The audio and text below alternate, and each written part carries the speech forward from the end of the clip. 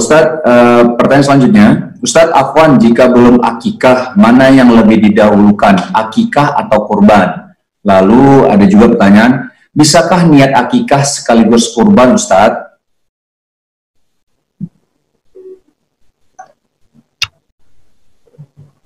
Kullu mauludin rahinatun bi'aqiqatihi. Setiap anak yang lahir tergadai dengan akikah.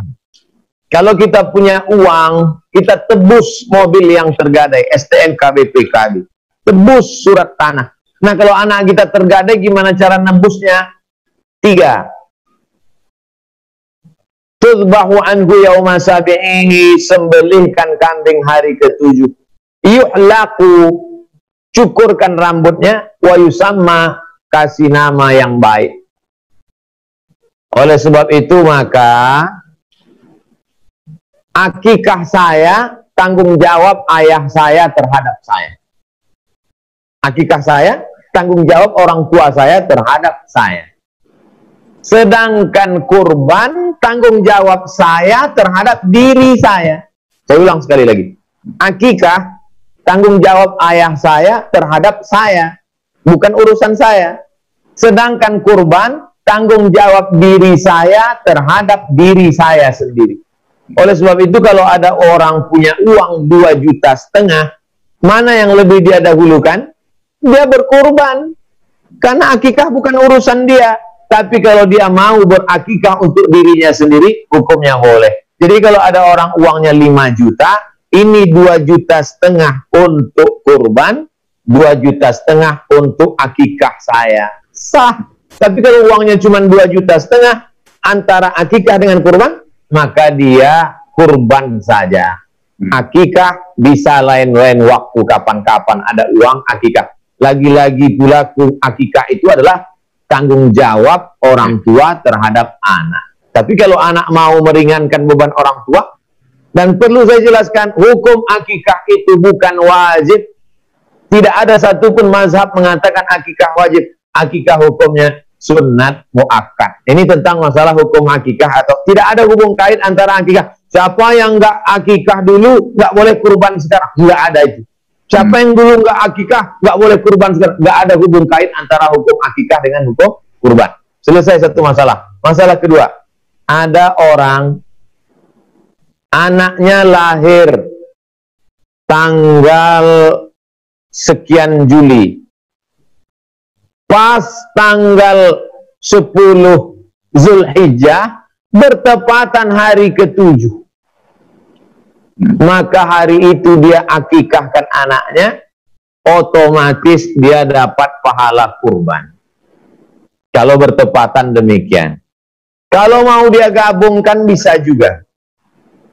Dia gabungkan antara akikah dengan kurban. Contohnya, dia punya sapi. Lalu kemudian ini sapi 7, jatah sapi 7. Anak yang lahir ini laki-laki. Maka dia katakan, ini sapi dipotong kurban atas nama saya, istri saya, anak saya, mantu saya, anak saya paling kecil, dan cucu saya kurban. Karena cucu tadi 2, jatah laki-laki jatahnya 2. Maka 5 orang plus kurban 1.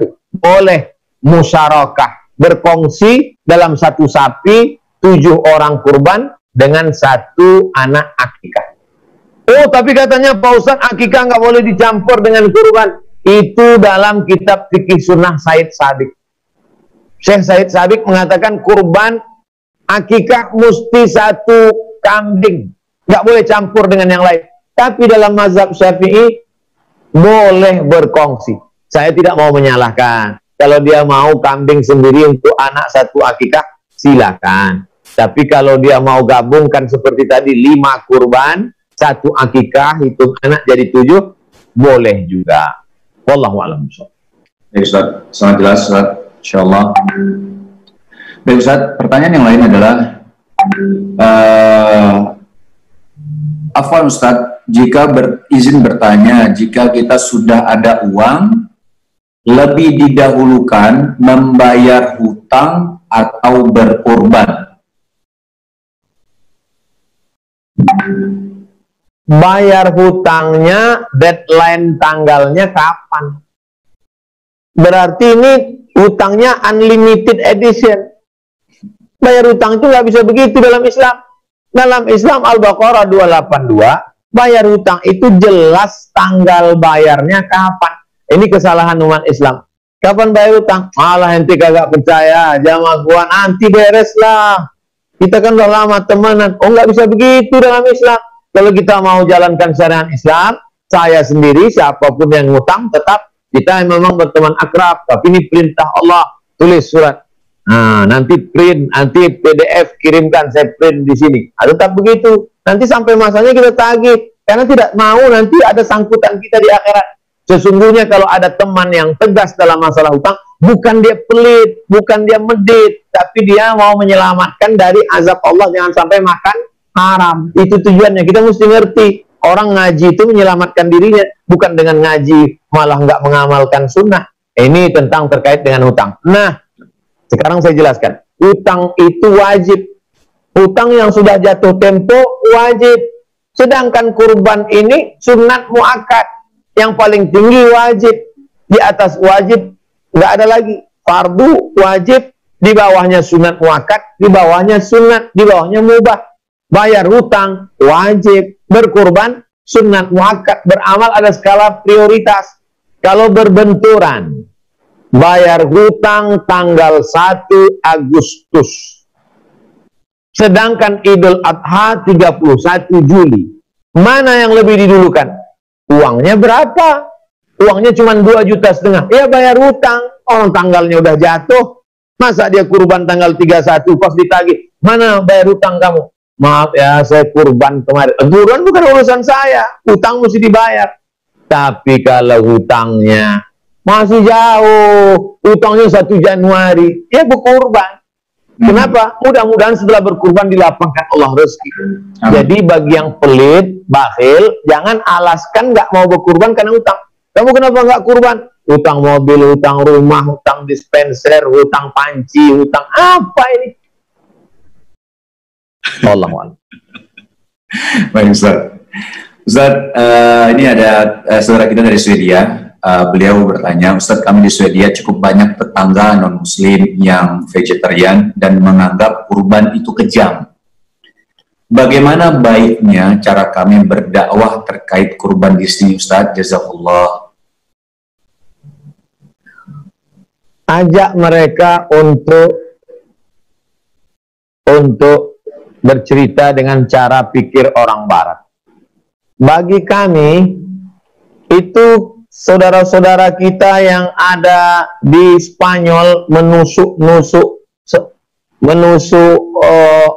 matador, menusuk banteng dengan itu, bagi kami menyiksa.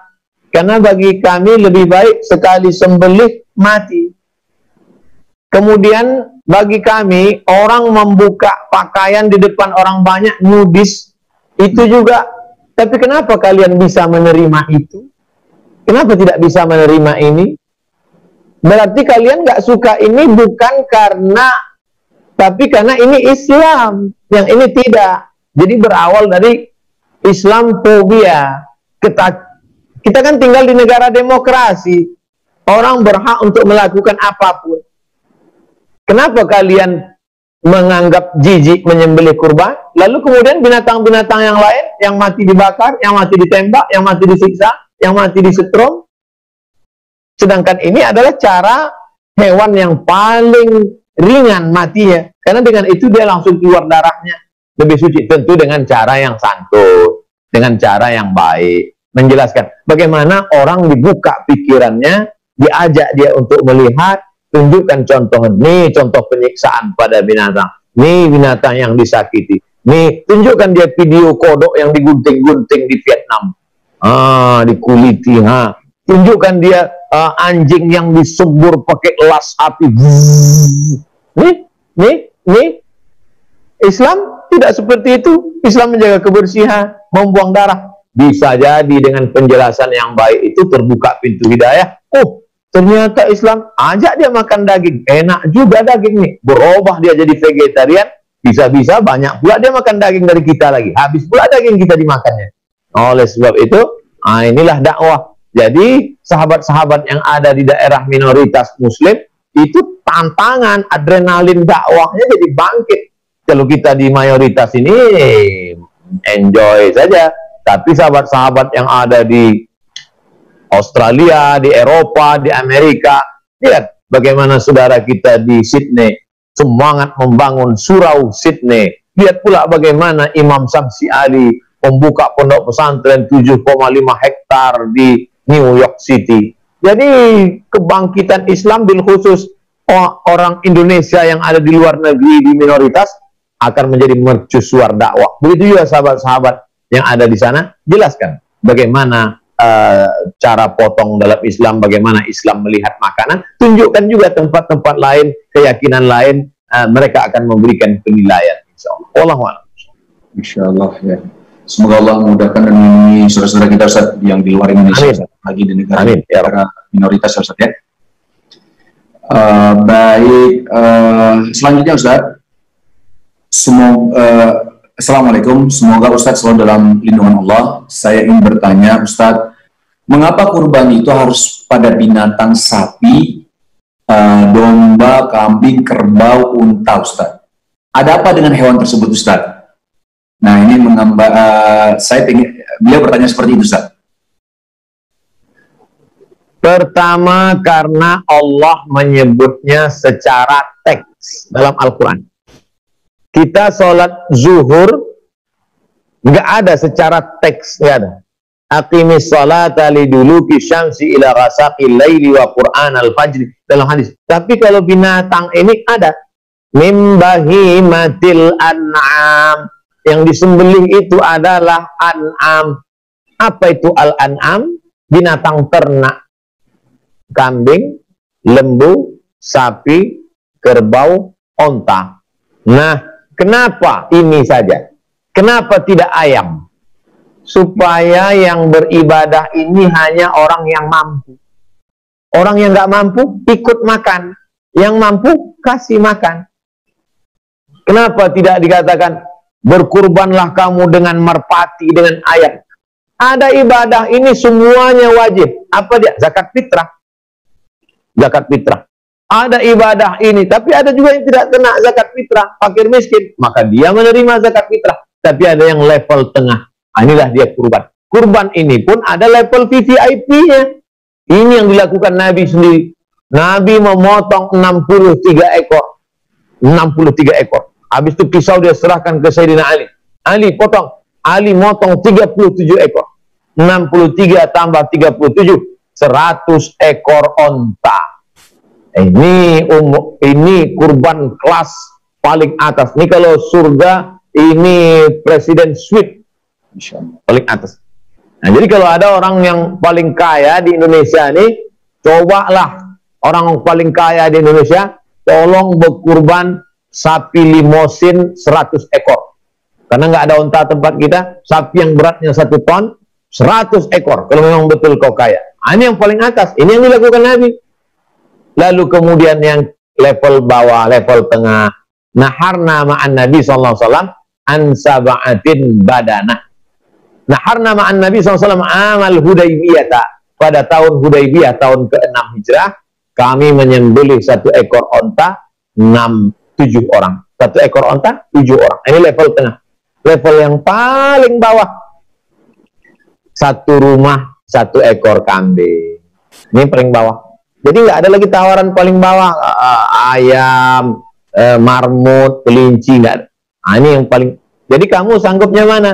Saya sanggupnya 1 ekor kambing untuk 1 keluarga. Ah, ini paling bawah. Ini masuk surga paling ya kaki-kaki 5 lah. Tapi kalau mau yang atas paling hebat, 100 ekor onta sendirian. Nih, kalau yang sedang-sedang 7 orang 1 ekor onta, 1 ekor sapi. Wallahu a'lam bishawab. Insyaallah, insyaallah ya Ustaz. Ustaz, karena waktu ini 1 pertanyaan lagi Ustaz. Ustadz, bagaimana hukum kurban online, di mana kita transfer uang saja dan tidak menyaksikan langsung hewan disembelih? Apakah tetap sah kurbannya? Dan bagaimana kita melafalkan niat kurban tersebut agar kurban online tetap memenuhi sahnya kurban?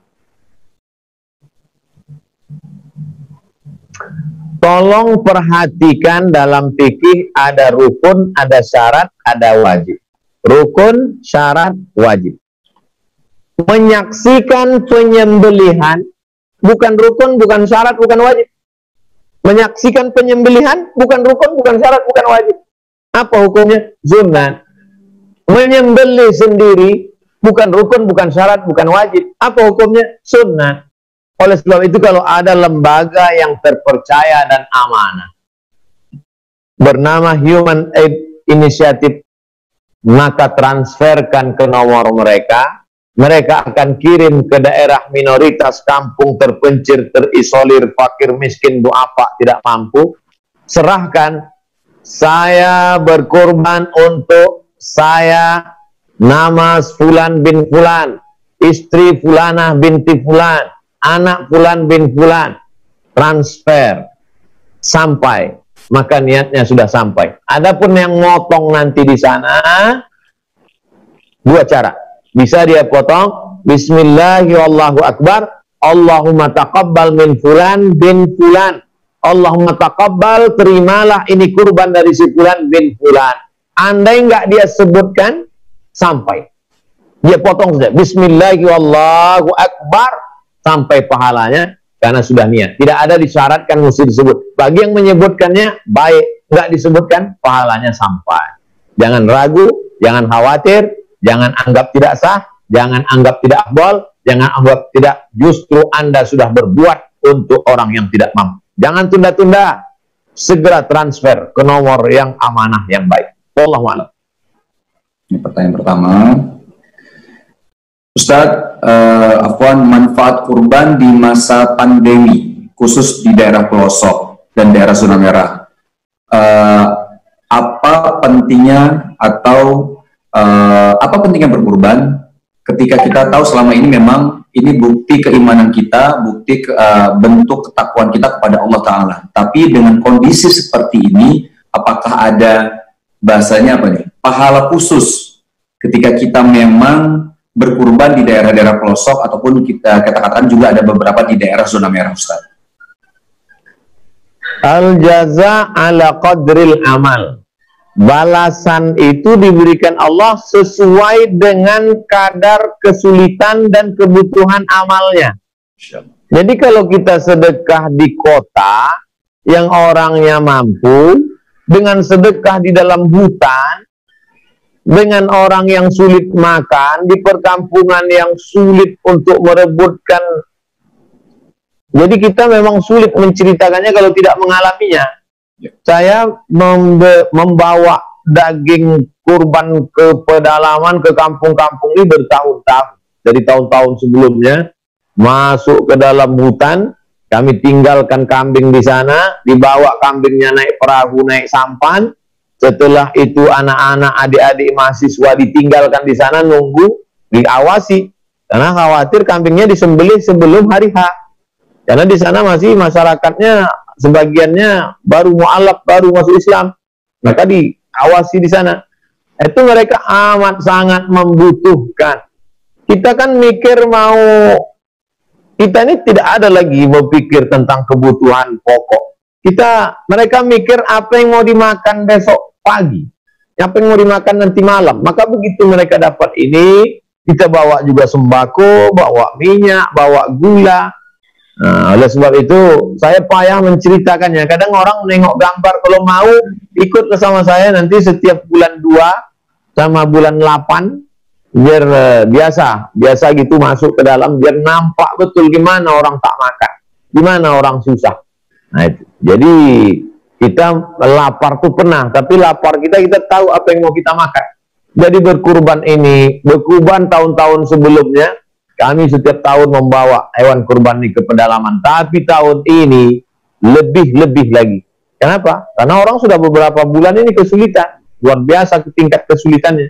Oleh sebab itu, kalau selama ini mengambil jatah dia 2 kilo satu plastik, untuk tahun ini jangan lagi ambil jatah itu, serahkan semua. Kalau tahun-tahun sebelumnya tak ada pandemi, untuk tahun ini membedakan antara pandemi dengan nggak pandemi, serahkan aja semua, bayarkan aja, transfer semua, udah. Untuk di kota, di komplek, tanya pengurus masjid, "Assalamualaikum Pak Pengurus." "Waalaikumsalam." "Udah berapa kambing tempat kita?" "Ada 1 ekor sapi." "Ah, udah cukup. Kira-kira kalau dibagi satu komplek dapat berapa?" "Ya, satu orang mungkin 1/4 kilo." "Ah, cukup. Udah, goreng-goreng untuk buat sate 2-3 tusuk. Habis itu bagikan aja semua." Ini membedakan kita, karena mereka amat sangat membutuhkan. Adapun balasan khususnya, semakin orang kesulitan, semakin orang kelaparan, semakin payah, kita makin peduli, maka balasan kadarnya makin tinggi. Wallahu a'lam. Insyaallah. Jadi semakin sulit, semakin payah Ustaz, kita melakukan amalan tersebut, insyaallah pahalanya makin besar ya Ustaz ya. Begitu yang dijelaskan oleh sunnah Rasulullah Sallallahu Alaihi Wasallam. Ustaz, ini pertanyaan selanjutnya. Ustaz, saya ingin bertanya, apa keutamaan memotong hewan kurban sendiri? Pertama, alaikum bisunnati, ikuti sunnahku. Yang kedua, in kuntum tuhibbunallah, kalau kamu cinta kepada Allah, fattabi'uni, ikuti aku. Nabi motong sendiri, ya kita ikut Nabi. Nabi motong sendiri, kita ikut Nabi. Yang ketiga, kita melihat bagaimana hewan itu meregang nyawa mati. Tapi itulah penderitaan dia yang terakhir. Saat kita lihat kambing, sapi, kerbau mengemuk, itu penderitaan dia terakhir. Sedangkan kita kalau mati, sakaratul maut, itulah penderitaan yang pertama, akan disusul sakaratul maut, akan disusul azab kubur, akan disusul kalau tidak amal soleh. Bagi binatang itu penderitaan dia yang terakhir. Bagi kita itulah penderitaan yang pertama, akan disusul dengan derita-derita berikutnya kalau tidak beramal saleh. Jadi dengan melihat, kenapa perempuan pun disuruh menyaksikan, Sayyidah Aisyah menyaksikan, Sayyidah Fatimah menyaksikan, Sayyidina Hasan, Sayyidina Husain waktu kecil pun ikut menyaksikan. Untuk apa?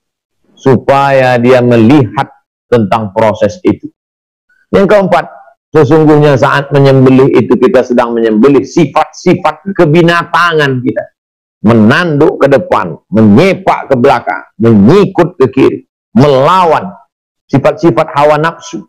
Di dalam diri kita ini ada sifat-sifat malaikat, di dalam diri kita ini ada sifat-sifat binatang.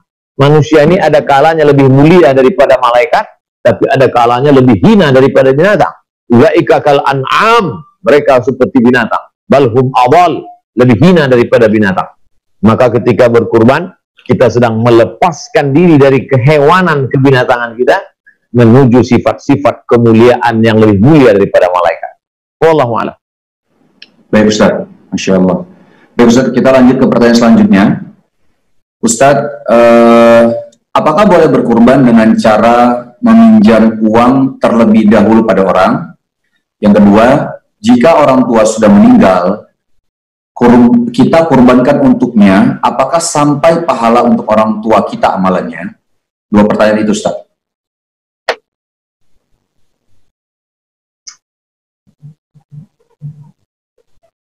Kurban untuk orang yang sudah meninggal dunia, almarhum ayahnya, almarhum emaknya, almarhum anaknya, maka orang yang berkurban itu menyembelih hewan, sampaikah untuk yang sudah meninggal itu? Sampai.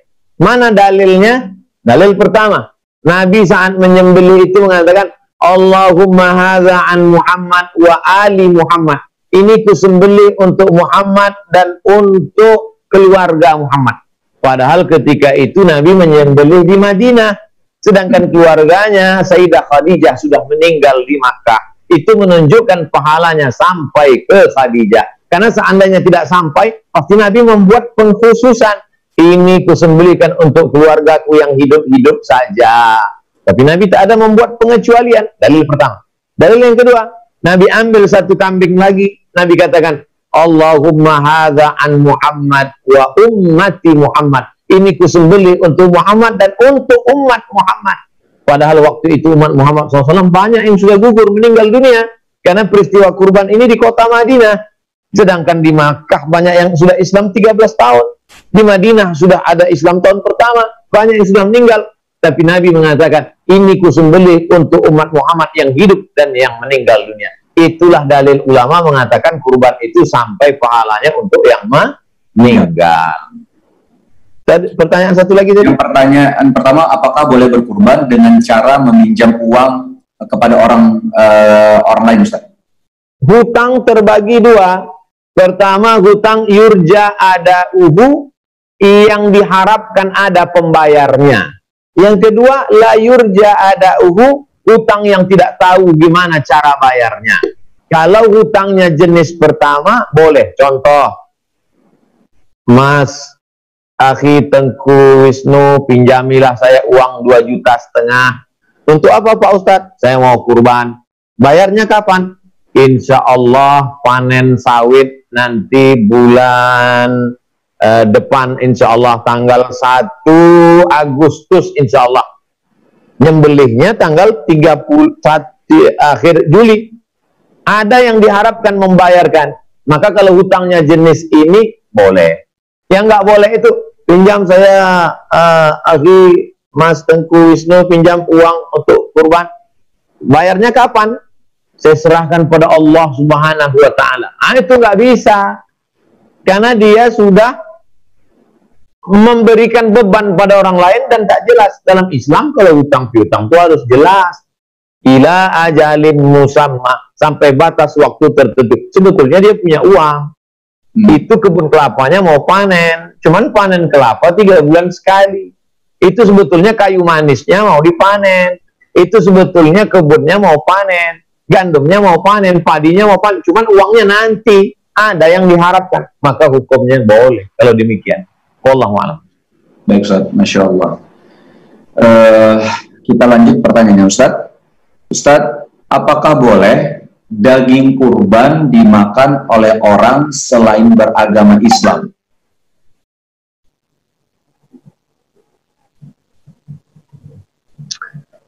Ada seorang perempuan namanya Asma.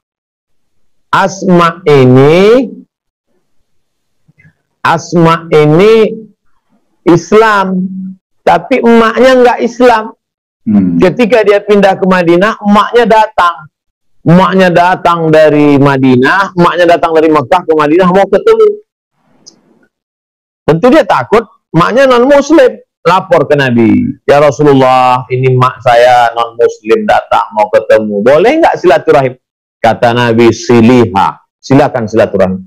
Silakan silaturahim. Itu dalil bahwa Islam dengan non-Muslim boleh silaturahim.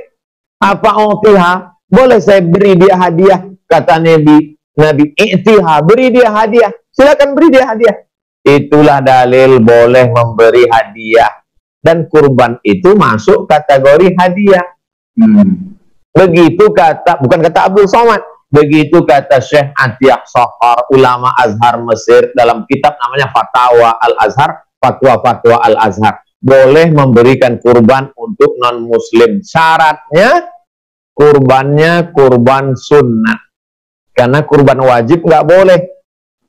Zakat nggak boleh untuk non-Muslim. Sedekah boleh.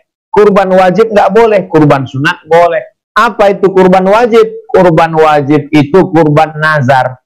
Saya bernazar kalau anak saya lulus PNS, saya berkurban untuk fakir miskin umat Islam. Itu dagingnya nggak boleh dibagikan kepada non-Muslim. Karena itu nazar wajib.